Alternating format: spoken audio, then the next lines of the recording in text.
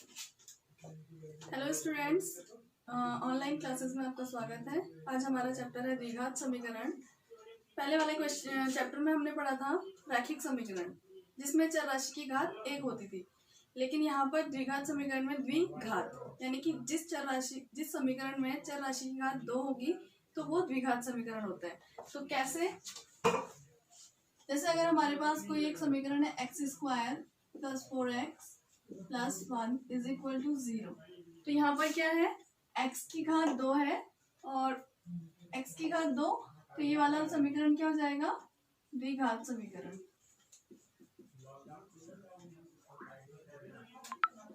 और ये समीकरण क्यों कहला रहा है, क्योंकि यहाँ पर हमारा समता का चिन्ह लगा हुआ है, इक्वल का साइन लगा हुआ है। तो जो भी समीकरण होती है तो उसमें इक्वल का चिन्ह अवश्य आता है। तो हमें यहाँ पर स्टडी करनी है सिर्फ द्विघात समीकरणों की और उनके हल की। और जो द्विघात समीकरण होती हैं उनमें क्या होगा, घात 2 है तो यहाँ पर हमारे पास शून्य, या हम उसको मूल कह सकते हैं, जो तुमने बहुपद वाले चैप्टर में पढ़ा था। शून्य कितने होंगे, 2, और जिसको हम क्या कहते हैं, मूल भी कहते हैं हम इसको। ठीक है, तो यहाँ पर हमने 4.2 प्रश्नावली को सॉल्व करना है। तो इसका शुरुआती पहले हमें लिखना पता होना चाहिए कि इसका व्यापक रूप क्या होता है। व्यापक रूप क्या होगा, ax² + bx + c = 0। यह है इसका व्यापक रूप। और क्योंकि इस समीकरण के 2 मूल होते हैं और उन 2 मूलों के लिए हमारे पास रिजल्ट्स तुमने बहुपद में देखे थे कि अल्फा बीटा निकाले थे हमने। तो अल्फा बीटा मूलों का योग, मूलों का गुणनफल, और फिर हमारे एक समीकरण बननी थी। तो हमें यहाँ पर क्या है, सीधे डायरेक्ट हमें समीकरण की बात करनी है, इसके गुणनखंडों की बात करनी है, और उनके हल और दूसरे तरीके से कैसे निकाले जा सकते हैं उसकी बात करनी है। तो 4.2 में सिर्फ हमारे पास एक ही तरीके से सॉल्व करना है, गुणनखंड विधि से, जो कि आप 9th क्लास में पढ़ के आ चुके हैं कि गुणनखंड विधि क्या होती है। तो मैं प्रश्नावली 4.2 का फर्स्ट क्वेश्चन बता रही हूँ।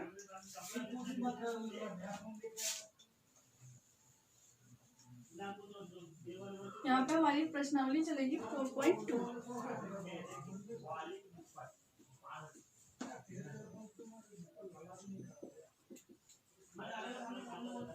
प्रश्नावली 4.2 का पहला क्वेश्चन है कि गुणनखंड विधि से द्विघात समीकरणों के मूल ज्ञात कीजिए। तो द्विघात समीकरणों के गुणनखंड विधि से मूल ज्ञात करने, इसका पहला क्वेश्चन है x² - 3x - 10, x² - 3x - 10 = 0। अब क्योंकि हमें यूज क्या करनी है, गुणनखंड विधि, तो ये बहुत आसान है।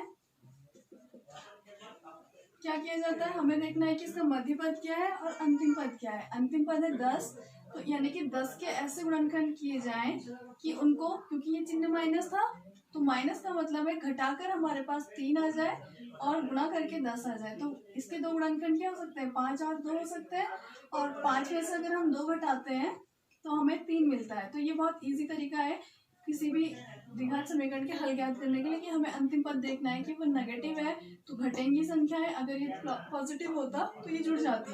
तो यहाँ पर क्या आ जाएगा, x² -3 की जगह लिख देंगे 5 - 2x - 10 = 0। तो यहाँ आगे implies that x² - 5x - 2x - 10 = 0। अब यहाँ पे देखिए कि माइनस और ये 5 इससे गुणा होगा तो ये -5x हो गया और ये माइनस + 2x हो जाएगा। ठीक है, और उसके बाद हमने क्या करना है, इनकी पेयरिंग करनी है। दोनों का जोड़ा ले लिया, ये वाला जोड़ा ले लिया, इसमें से x कॉमन ले लेते हैं तो x - 5, यहाँ पर 2 कॉमन ले लेते हैं तो x - 5, 10 में से गुणनखंड 5 चला गया। अब यहाँ पे ये और ये दोनों में कॉमन है तो x - 5 x + 2 = 0। अब हमें क्योंकि मूल ज्ञात करने हैं, तो उसने मूल ज्ञात करने के लिए बोला है, तो मूल ज्ञात करने के लिए हम क्या करेंगे, जो गुणनखंड है x - 5 = 0 और x + 2 = 0।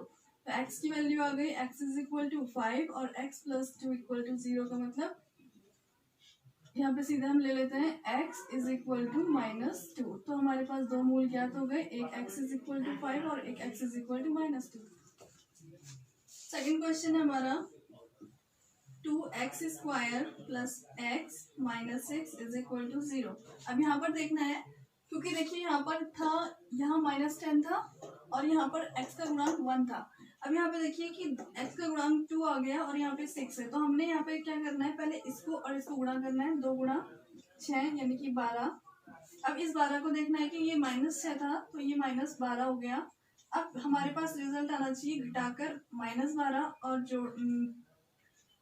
घटाकर 1 और गुणा करके -12। तो 12 के गुणनखंड कितने हो जाएंगे, 3 गुणा 4 और 4 में से 3 घटेगा यानी कि 1। अब हमने क्या करना है, यहाँ पे 2x² प्लस 1 की जगह लिखेंगे 4 minus 3x minus 6 is equal to 0।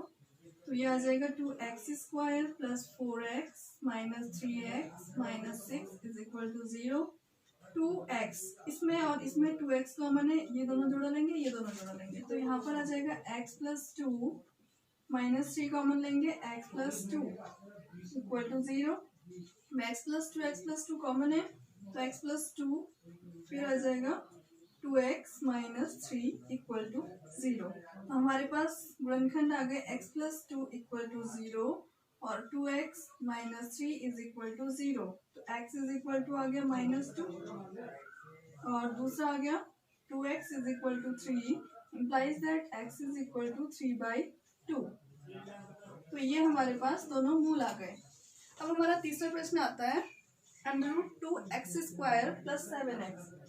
तीसरा क्वेश्चन है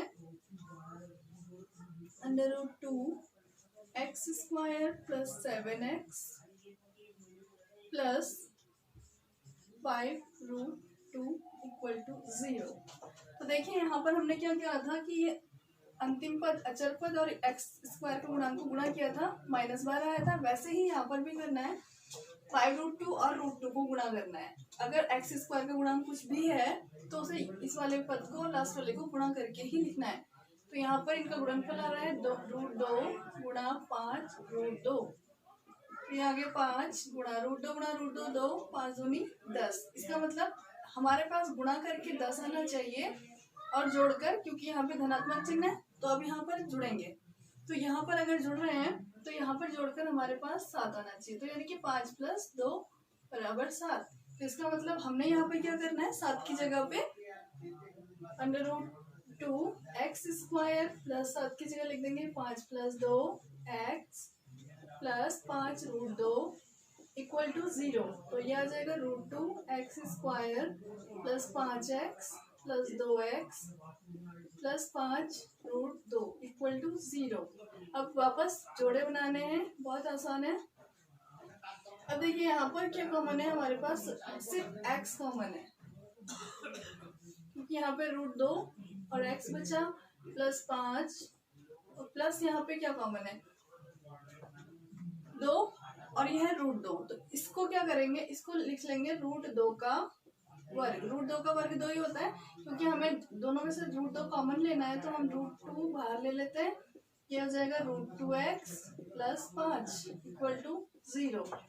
तो ये आ गया हमारे पास √2x plus 5 plus x plus √2 equal to 0। तो अब यहाँ पर ये गुणनखंड आ गए, यहाँ पर मल्टीप्लाई होगा बीच में, तो ये आ गया √2x प्लस 5 इक्वल टू 0 और ये आ जाएगा x प्लस √2 इक्वल टू 0। तो √2x is equal to -5, x is equal to -5/√2। ये एक मूल आ गया और x इज इक्वल टू -√2, ये दूसरा आ गया। तो ये हो गए हमारे 3 क्वेश्चन। नेक्स्ट 4th क्वेश्चन आता है 2x²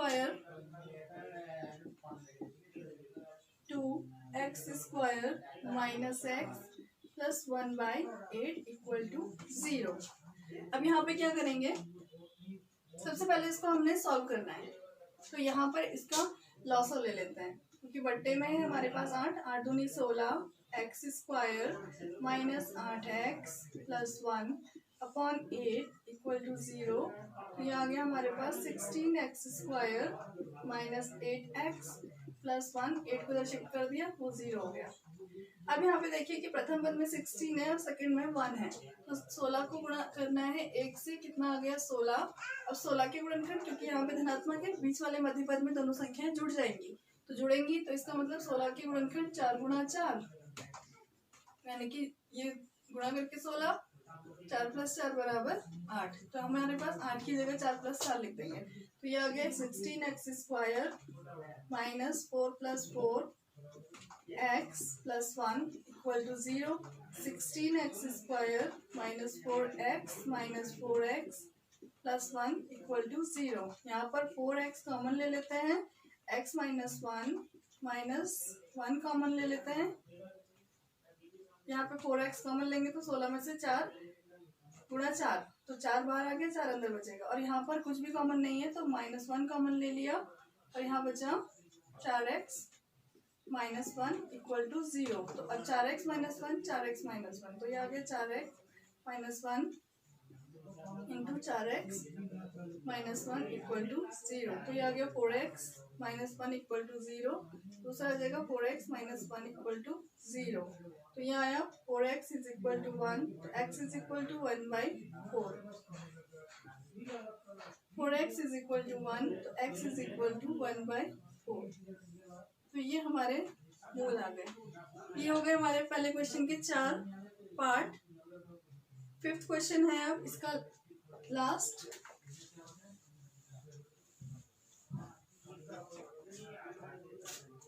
(100x² - 2x + 1). 5th question, 100x² - 20x + 1 = 0। Again last पद और प्रथम पद, इनका सॉल्यूशन मल्टीप्लाई करना है, गुणा 1 = 100। अब 100 के ऐसे गुणनखंड करना है कि क्योंकि यहाँ पर धनात्मक चिन्ह है तो जोड़कर 20 आए, गुणा करके 100 आए, तो 10 × 10 = 100, और 10 + 10 = 20, तो यहाँ पर आ जाएगा 100x² - 10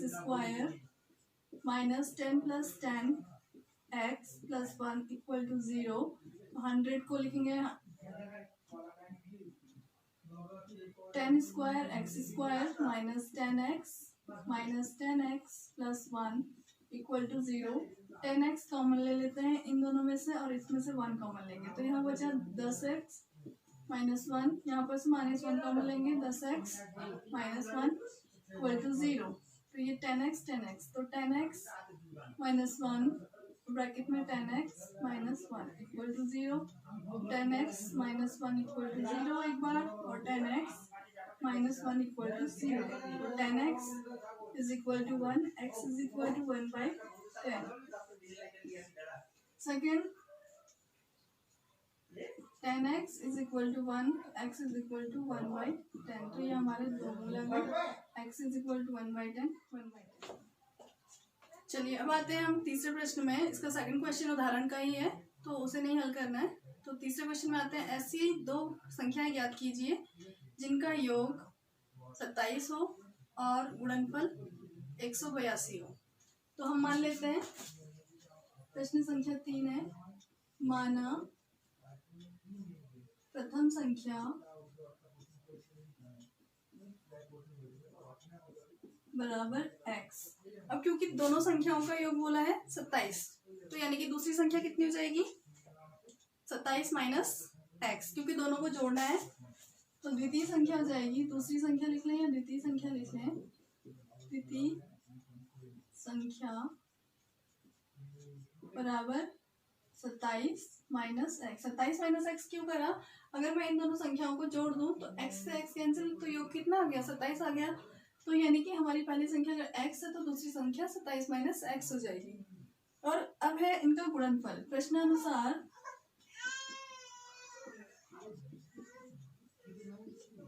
संख्याओं का गुणनफल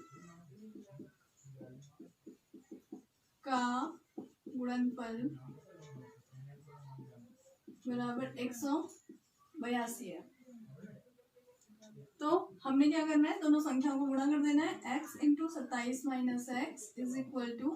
x = 182, गुणा करेंगे 27x - x² = 182, 82। तो हम इन सारे टर्म्स को उधर शिफ्ट कर रहे हैं। इनको उधर क्यों ले जा रहे हैं? क्योंकि ये माइनस एक्स स्क्वायर है तो ये प्लस हो जाएगा, हमें इजी पड़ेगा। तो हम क्या करेंगे, एक्स स्क्वायर उधर शिफ्ट करेंगे तो एक्स स्क्वायर और 27x उधर शिफ्ट होगा तो -27x, और 182 ऑलरेडी था तो उसका चिन्ह नहीं बदलेगा, 182 इक्वल टू 0। अब क्या करना है, इसके गुणनखंड करने हैं। तो हमारे पास यहाँ पर देखिए कि चर राशि क्या है, नहीं अचर पद क्या है, 182 है, और यहाँ एक्स स्क्वायर गुणांक 1 है। तो हमने सिर्फ किसके गुणनखंड करने हैं, 182 की, क्योंकि 1 से गुणा करके हमें वही रिजल्ट मिलता है। तो 182 गुणनखंड करते हैं, 2 नंबर 18, 2 एकम 2, 7 एकम 7, 7 21, 13 एकम 13। अब हमारा रिजल्ट क्या आना चाहिए, ये धन है तो यहाँ जोड़कर 27 आए और गुणा करके इतना आए। तो यहाँ पर देखिए अगर 2 और 7 को गुणा करते हैं, 14 7 दूनी 14 प्लस 13, इनको जोड़कर कितना आ रहा है 27। तो हमने क्या करना है, 27 की जगह 14 प्लस 13 लिखना है। तो यह आ जाएगा x square minus 13 plus 14 x plus 182 equal to 0। X square minus 13 x minus 14 x plus 182 equal to 0। तो यहाँ पर से x कॉमन लेते हैं, x माइनस 13, यहाँ से 14 कॉमन लेंगे तो x माइनस 13, क्योंकि 182 में से अगर मैं 14 घटाती हूँ तो 14 हटाती हूँ गुणनखंड में तो 13 मिलता है, equal to 0। x minus 13, x minus 13, x minus 13 दूसरे ब्रैकेट में आ जाएगा x minus 14 equal to 0। x minus 13 equal to 0 implies that x is equal to 13। दूसरा x minus 14 equal to 0 implies that x is equal to 14। तो यहाँ लिख देंगे अतः दो संख्याएं, ये लिखने का तरीका आपको एग्जाम में 13, 14 है। तो ये हो गया हमारा तीसरा क्वेश्चन। अब है चौथा क्वेश्चन, दो क्रमागत धनात्मक पूर्णांक ज्ञात कीजिए जिनका वर्गों का योग 365 है। दो धनात्मक पूर्णांक, वो भी है क्रमागत। तो जब क्रमागत संख्या आती है चौथा क्वेश्चन, तो उसमें पहला धनात्मक पूर्णांक x मान लेंगे, माना पहला धनात्मक पूर्णांक बराबर x, क्योंकि क्रमागत है, क्रमागत का मतलब जस्ट इसके बाद आने वाला। तो इसके जस्ट बाद कौन सा आएगा, अगर हम किसी भी संख्या ले लें, जैसे 1 है, 1 के जस्ट बाद आने वाली 2, यानी कि 1 में हमने क्या जोड़ा, 1 जोड़ा ना, तो 1 में 1 जोड़ रहे हैं। तो यानी कि अगर हमारे पास पहली संख्या x है तो नेक्स्ट कौन सी जाएगी, x प्लस 1। तो दूसरी संख्या जाएगी, दूसरा धनात्मक पूर्णांक बराबर x प्लस 1। अब प्रश्नानुसार क्या बोल रहा है कि उनके वर्गों का योग 365 है। तो प्रश्नानुसार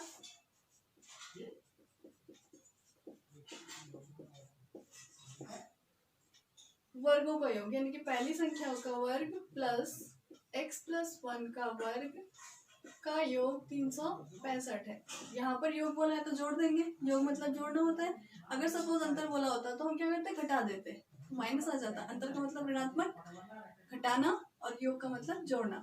हमने जोड़ना है तो ये आ जाएगा x square plus 2x plus 1 a plus b का whole square, a square plus 2ab plus b square. तो हमने यहाँ पे वही अप्लाई किया है, 365। तो x square plus x square हो गया 2x square plus 2x plus 1, 365 को इधर शिफ्ट कर देते हैं, 365 इक्वल टू 0।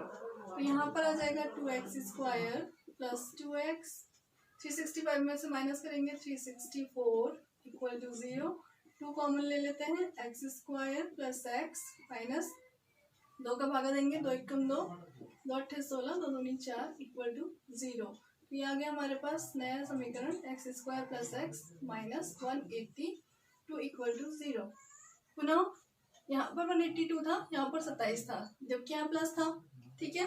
यहाँ पर क्या आ गया, माइनस आ गया, 182 ही है, और यहाँ पर क्या आ गया 1 गुणांक। तो इसका मतलब इसके गुणनखंड कौन होंगे, 14 गुणा 13 इक्वल टू 182। जैसे यहाँ पे किया था सेम वैसा ही, और 14 में से 13 गया 1, तो यहाँ 1 की जगह क्या लिख देंगे 14 माइनस 13, तो यहाँ आ जाएगा x square plus 14 minus 13 x minus 182 equal to 0। तो यहाँ आया हमारे पास x square plus 14x minus 13x minus 182 equal to 0। अब यहाँ कॉमन ले लो, x कॉमन लिया x प्लस 14 माइनस 13 कॉमन लिया x plus 14 equal to 0। x plus 14 common ले लो और यहाँ x माइनस 13 आ जाएगा equal to 0। Implies that x plus 14 equal to 0, तो x is equal to minus 14, ये पहला रिजल्ट आ गया, और x माइनस 13 इक्वल टू 0, तो x इज इक्वल टू 13। अब देखिए यहाँ पे दो रिजल्ट आए हैं, एक आया है ऋणात्मक और एक आया है धनात्मक, और हमारे पास क्या था कि वो धनात्मक पूर्णांक है, उसने ये नहीं बोला कि वो ऋणात्मक है, तो हम क्या करेंगे धनात्मक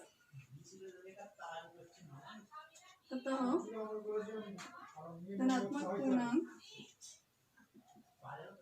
बराबर 13 और कॉमा 13 प्लस 8, क्योंकि हमारा x प्लस 1 है इक्वल टू 14, तो हमारे पास रिजल्ट्स के बन जाएंगे 13 कॉमा 14। अब आते हैं हम पांचवें क्वेश्चन में। पांचवा क्वेश्चन है, एक समकोण त्रिभुज की ऊंचाई इसके आधार से 7 सेंटीमीटर कम है, यदि कर्ण 13 सेंटीमीटर का हो तो अन्य दो भुजाएं ज्ञात कीजिए। तो हमें यहाँ पर क्या करना है, एक समकोण त्रिभुज दिया हुआ है, हम एक समकोण त्रिभुज बनाएंगे।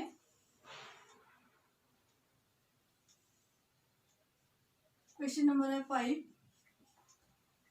इसमें क्या बोला गया है, समकोण त्रिभुज की ऊंचाई उसके आधार से 7 सेंटीमीटर कम है, तो हमें क्या करना है, क्या मानेंगे हम x, क्योंकि आधार से कनेक्ट किया हुआ है ऊंचाई को, तो इसलिए हम क्या करेंगे, माना समकोण त्रिभुज का आधार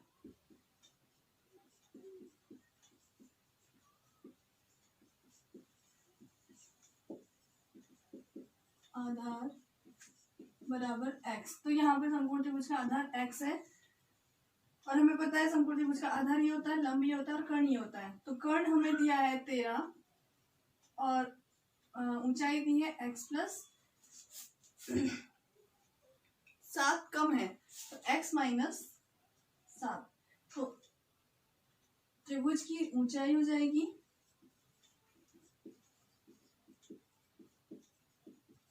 ऊंचाई बराबर x माइनस 7। अब क्या करेंगे, समकोण त्रिभुज है तो हमें पाइथागोरस प्रमेय पता है, कर्ण का वर्ग प्लस कर्ण का वर्ग बराबर लंब का वर्ग प्लस आधार का वर्ग होता है, तो हमने यहाँ पर वही अप्लाई करना है। पाइथागोरस प्रमेय के अनुसार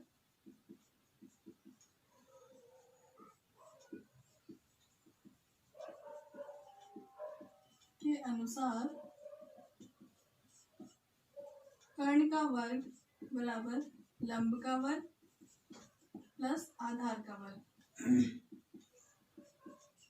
कर्ण कितना है 13 का वर्ग, लंब कितना है x माइनस 7 का वर्ग प्लस आधार कितना है x स्क्वायर, तो 13 का वर्ग 169 और एक x minus 7 a minus b का whole square, a square minus 2ab plus b square, तो हमने यहाँ पर अप्लाई करना है x square minus 2 into 7 into x plus 49, 7 का वर्ग 49 प्लस x स्क्वायर, फिर आगे 169 x square plus x square 2x square minus 14x plus 49, 169 को शिफ्ट कर रहे हैं, क्यों, क्योंकि यहाँ पे 2x स्क्वायर ऑलरेडी पॉजिटिव है, हमें कुछ इधर चेंज करने की जरूरत नहीं, 169 शिफ्ट कर दो, तो यह आ जाएगा 2x square minus 14x plus 49 minus 169 equal to 0। तो यह आया हमारे पास 2x स्क्वायर माइनस 14x, 169 में से 49 माइनस करेंगे तो 120 इक्वल टू 0। 2 कॉमन ले लेते हैं, x square minus 7x minus 2 से भाग देंगे तो 60 आ जाएगा, तो यहाँ हमें रिजल्ट मिला x square minus 7x minus 60 equal to 0। अब यहाँ पे ये 60 है और ये 7 है। यहाँ पर देखना है कि चिन्ह क्या आ रहा है, माइनस में आ रहा है। -60 के ऐसे गुणनखंड करने हैं हमें कि घटाकर 7 आए और गुणा करके 60 आए। तो यहाँ पर सीधे हमें रिजल्ट मिलता है 12 पंजे 60, यानी कि 12 में से अगर मैं 5 घटाऊं तो मुझे 7 मिलेगा और गुणा करूं तो 60 मिलेगा। तो x square minus 12 minus 5x minus 60 equal to 0। X square minus 12x plus 5x minus 60 equal to 0। अब यहाँ पे जोड़े बनाएंगे।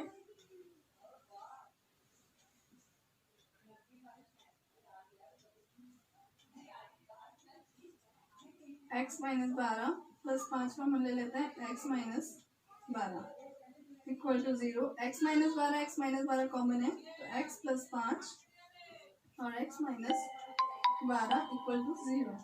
तो यहाँ पर हमें मिला x प्लस 5 बराबर 0 और दूसरा x माइनस 12 बराबर 0। तो x इज इक्वल टू आ जाएगा -5 और x इज इक्वल टू आ जाएगा 12।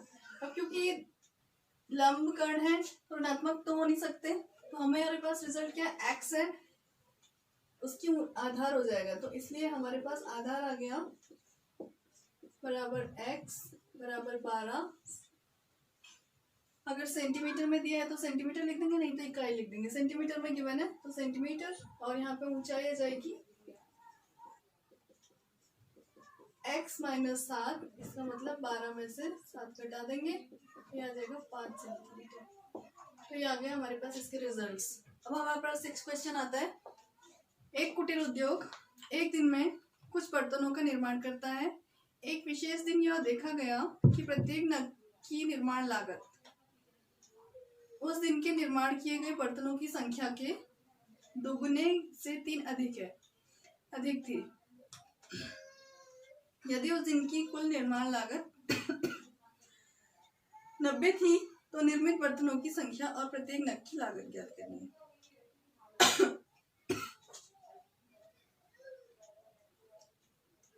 तो हम मान लेते हैं बर्तनों की संख्या को x, क्योंकि उसकी निर्माण लागत बर्तनों की संख्या से कनेक्ट करके दी हुई है, तो हमने लेना है कि माना बर्तनों की संख्या। नेक्स्ट क्वेश्चन 6 है, माना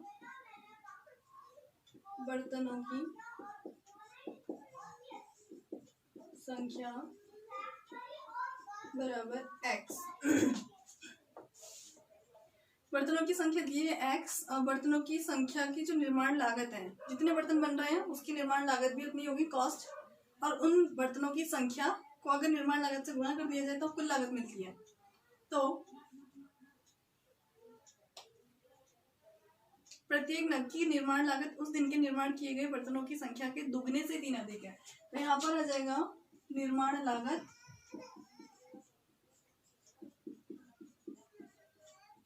बर्तनों की संख्या के दुगने से 3 अधिक, तो 2x प्लस 3। अब क्या है, उस दिन की कुल निर्माण लागत 90 थी तो निर्मित बर्तनों की संख्या ज्ञात करनी है। उस दिन की निर्माण लागत, कुल लागत है 90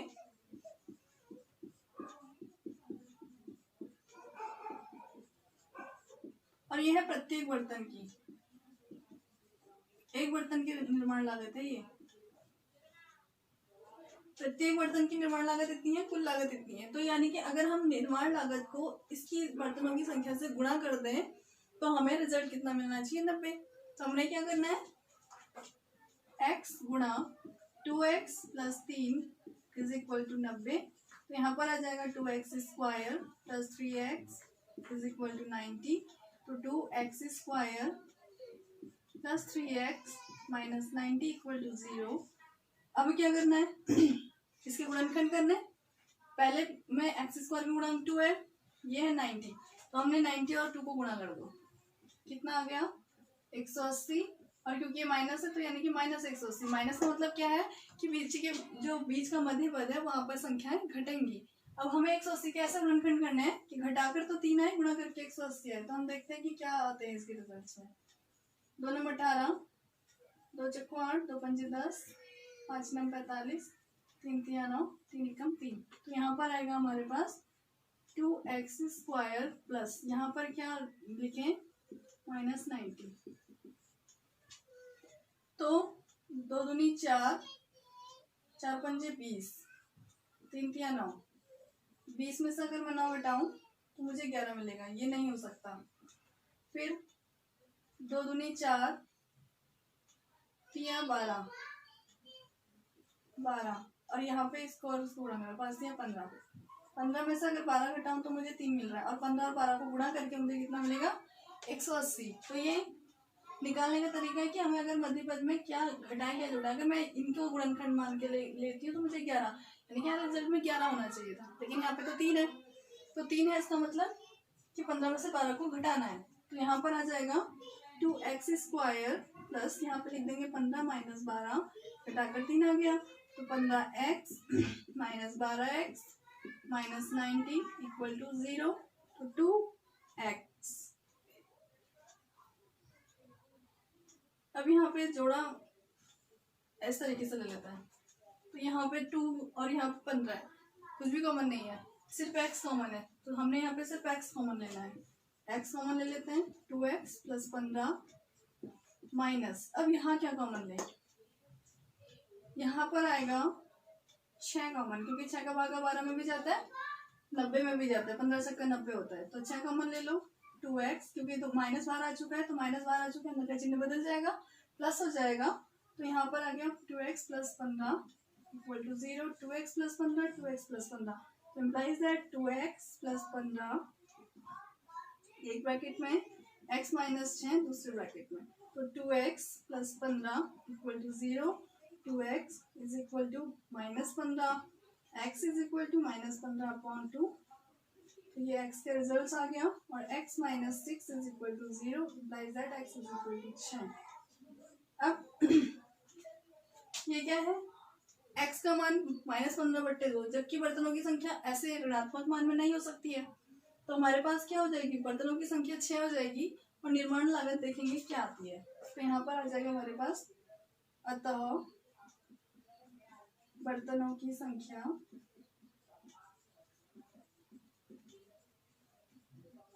बराबर 6 और निर्माण लागत 2x + 3 यानी कि 2 × 6 + 3 2 छक्का 12 + 3 12 3 15, यानी कि प्रत्येक बर्तन की जो कॉस्ट है वो है 15, और कुल हमने उस एक दिन में बर्तन बनाए 6। तो ये हो गई हमारी कंप्लीट 4.2। अब इसके बाद आती है हमारी द्विघात समीकरण को हल करने की, पूर्ण वर्ग बनाने की विधि, जो अब इसके अगले वीडियो में देखेंगे।